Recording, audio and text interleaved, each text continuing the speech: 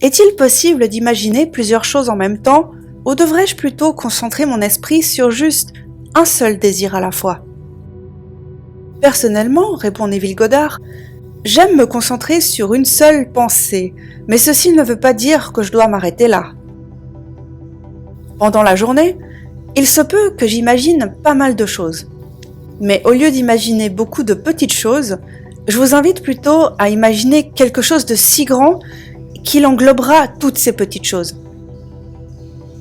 Au lieu d'imaginer la richesse, la santé et les amis, imaginez plutôt que vous êtes extatique.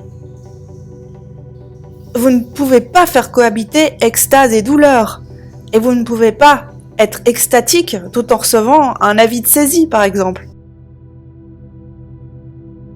Vous ne pouvez pas être en extase si vous ne ressentez pas la mesure totale de l'amitié et de l'amour.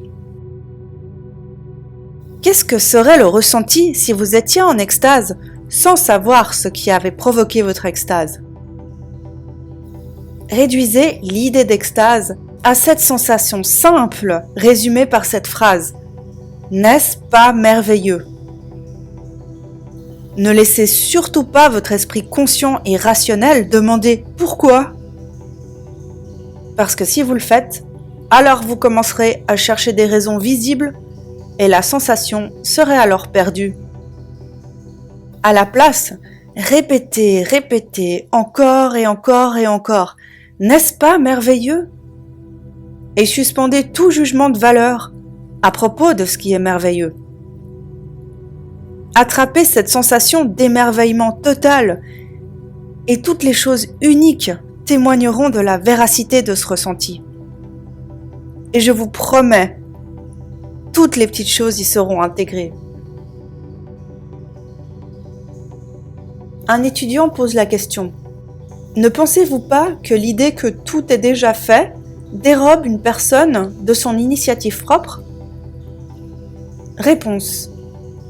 Si vous observez un événement avant qu'il ne se passe, alors l'occurrence de cet événement doit être prédéterminée, du point de vue du monde en 3D. Mais vous n'avez pas à vous accrocher à ce que vous observez. Vous pouvez ainsi, en changeant votre concept de vous-même, interférer avec votre futur et ainsi le sculpter harmonieusement pour qu'il corresponde à votre concept de vous-même ainsi transformé.